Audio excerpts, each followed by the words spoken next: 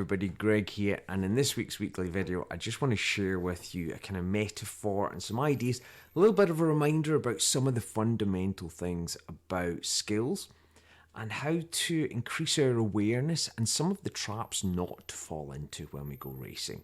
So let's have a look. So I called this week's weekly video the symptoms, not the problems, because sometimes we can focus on the symptoms. Sometimes we focus on the wrong thing. And it all came about, really, the idea for this video. I was talking to a driver last week and we were talking about a kind of metaphor that came up because we were talking about skills and noise. And if you remember, when we think about our bucket, when our bucket is high and we have a high level of noise, generally speaking, our skill seems to be low. But when our skill is high, we generally find that we have a low bucket and low noise. And so we see this change in buckets and skills. When I was talking to this driver, we were talking about the fact that every time you get in the car or on the bike, every race weekend, every lap, every session, your skills are improving. So your skills can't go backwards. Your skill is always improving. Your experience and the time that you spend doing what you do makes you better. So when we see performance going up and down, we have to go, is it likely that today, on Saturday, you've forgotten how to drive a ride, but you knew how to do it yesterday? Or has something else changed? And so we can't get distracted by the symptom. We have to think, what's the actual problem? We're seeing an example, we're seeing the result of what's happened, but what is actually the thing that's going on? And the metaphor we were talking about was, if you imagine the sun is always shining, the sky is always blue, the thing that changes is the amount of cloud. And it's the same with your skills. Your skills are always improving. You're always getting better. The thing that changes is the amount of distraction, the amount of noise. And that might be external factors. It might be internal factors. So it might be external things that have changed. Track conditions, setup, mechanical things. It might be internal things. But your skills are generally pretty solid and on an upward trajectory. So we don't want to get distracted by the noise. We don't want to get distracted by the clouds.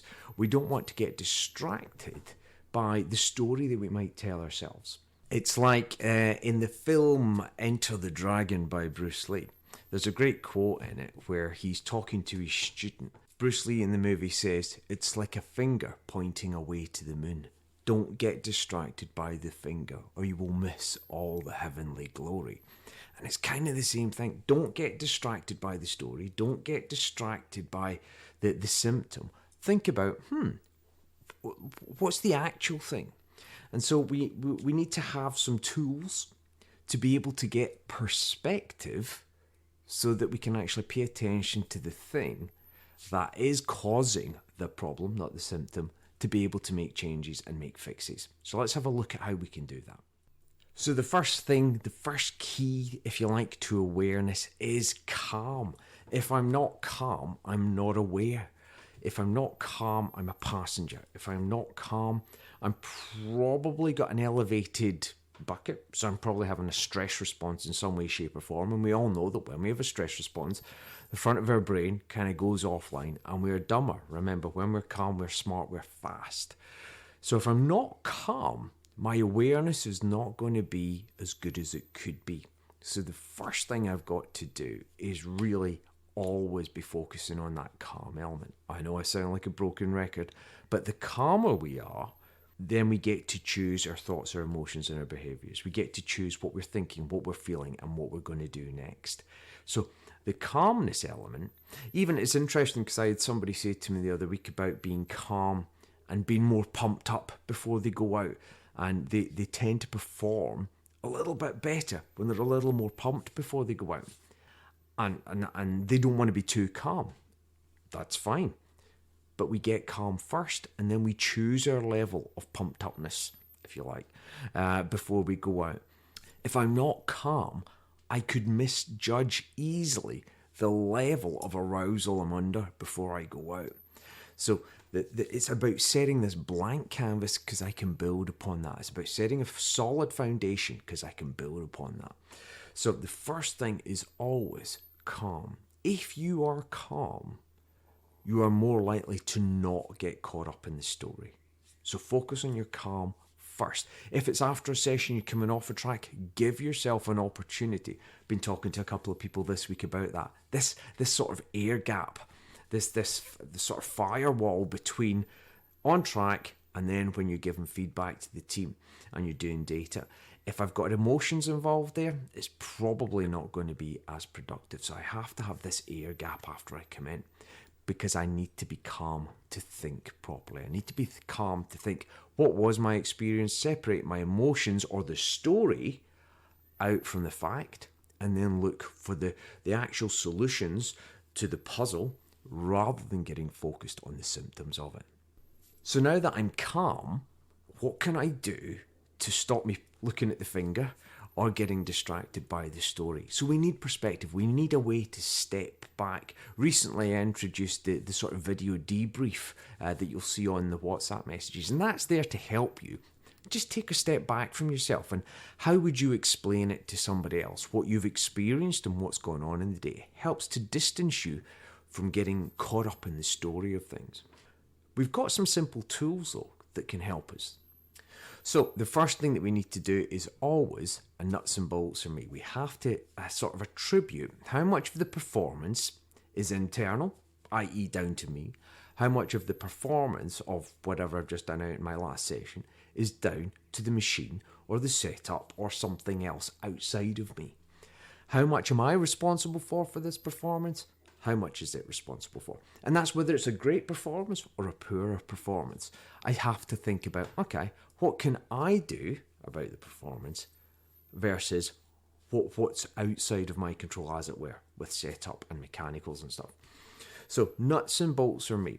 It helps us to get a little bit of perspective. And our goal is always to have that sliding scale as far to this side so that it's as little me as possible. So we don't want to have any ammunition to give to a team. When it comes to nuts and bolts and meat, one of the things you've got to do is try to always maximize what you're doing so that the team can't point to you and say, well, you're not doing this, so we're not going to change this until you do this. Or, well, we're not going to make any changes here because we can see that you're doing this, this, and this wrong. And that's the problem. We've got to limit that. So we always have to be performing at our best. So nuts and bolts for me is the first question that we ask. And it's also really helpful when we ask nuts and bolts on me, because if you offer up to the team the areas that you're going to improve in, it's this self-driving driver or rider idea. The fact that we're offering up, we're not waiting to be told where we can improve. We're telling them where we can improve. So it's less ammunition again for them. So we've come in off of the track. We're thinking about being calm. So the first thing we're going to do, we might do some breathing, we might do a body scan. We need to create calm in some way. We've got a bit of an air gap in between giving our feedback and when we've come in off of track. We're then asking the question, hang on a second, how much of this is down to me? How much of this is down to the car? Or the bike? Okay. So yeah, and this is where an honest awareness comes in. It's really important because we can't get caught up in the story of the result. We've got to think about the performance as well. So we're just focusing on how much of this is down to the car, how much of it's down to me, what's just occurred. So going through the process, we're calm first. We're doing body scans, we're doing breathing, we're doing everything that we can to calm down the organism. Because when I'm calm, I'm smart. When I'm smart, I'm going to think properly, logically, I'm going to come up with solutions. I'm going to be less inclined to be a passenger in the emotional story. The second thing I'm going to be doing is asking the question, nuts and bolts for me. How much of this is me, my performance, what I'm doing, and how much of it is down to the actual nuts and bolts and the mechanics and the machine side of things? Once I've got that, I've got to think about, okay, let me think. If it's me, I was talking to a driver yesterday about when you come in off of track, you go through data and you fill in your session sheet for the team, and you know your mechanics and your engineers take all your information out of you. But there's nobody standing to the other side of you saying, okay, so let's talk about you. What have you been doing well? What was your attention like? What was your noise like? There's nobody there with a sheet to debrief you, to help you focus on your performance. So you need to do it for yourself.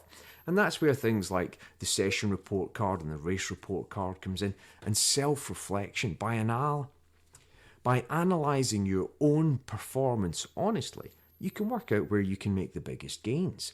So it's not, people confuse confidence with this. And, well, if I've got things to improve and I'm being self-reflective, I can't be confident. Absolutely, that's just not true. That's just not true, because if I can identify the things that I can improve, I've got the fast track to improvement. Rather than going, well, there's nothing I can improve. Well, then you're not going to get any better then, right? If there's nothing to improve, this is as good as it gets. We might as well pack up for the weekend and go home. So having a self-reflective element there is super, super important, because it then helps you shift that balance of the nuts and bolts in your next session.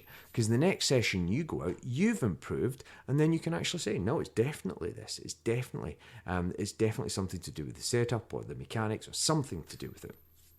So we've got keeping calm, nuts and bolts in me, and some kind of self-reflection with race report cards. Having yourself, you can use the ones that are available, or you can come up with your own. The other things that we can then do are about perspective. Now remember, there's the perceptual positions exercise, where we have 3 positions, where if we're in 2 minds about something, if we're finding ourselves in conflict with somebody and we can't see their point of view, we can use perceptual positions to help us gain perspective. And again, perspective, when we're talking about the video debrief, that's what that's helping to do as well. But then there's also the motorsport mind, the actual motorsport mind tool, where we've got the 5 positions. We've got the driver or rider, the racer position. We've got the manager position.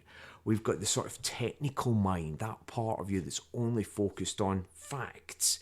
Then we've got that coach side of you. What would they say? How would somebody help you to get through whatever you're going through? And then you've got the friend part of you as well, that only cares about your happiness. And getting perspective from different points of view for yourself can help you get out of the storytelling. So we don't get so focused on the symptoms of things and try to fix the symptoms. We actually pay attention to the right thing at the right time and get quicker fixes.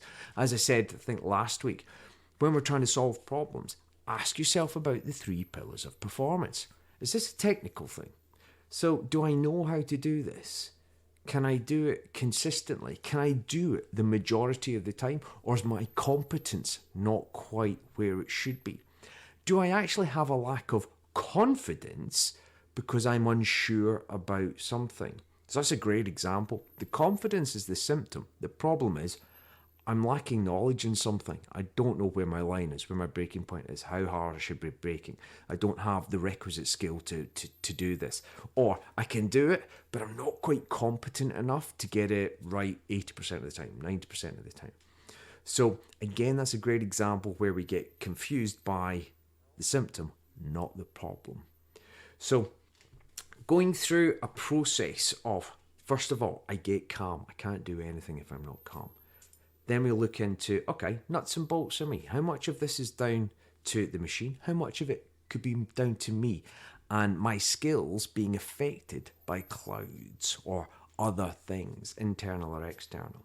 Then, okay, self-reflection, going through a process where you actually debrief yourself as to what you've done well, what you can improve on, what noise has been present for you, what distractions, and what are you going to do differently in your next session.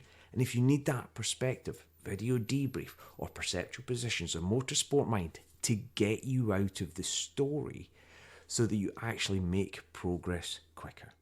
So this week's video is a bit of a reminder about how we mustn't get into story thinking. We mustn't indulge in that narrative. We've got to have a process that stops us from getting distracted by the symptoms and actually helps us to dial in and focus on the problems or the puzzle, the solutions to the puzzle that little bit quicker.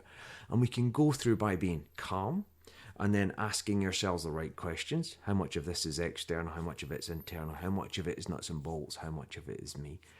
Then going through a self-reflective practice in some way, shape or form. What am I doing well? What could I be doing better? How's my noise? How's my distraction? What am I going to do differently next session, next weekend? Then, if I need to, go into a perceptual positions exercise or a motorsport mind exercise or the video debrief to give you some perspective and distance from it, to get you out of the story so that you can actually see what's going on and pay attention to the right things. Remember, a finger pointing to the moon. Don't focus on the finger or you'll miss all the heavenly glory, as Bruce Lee said.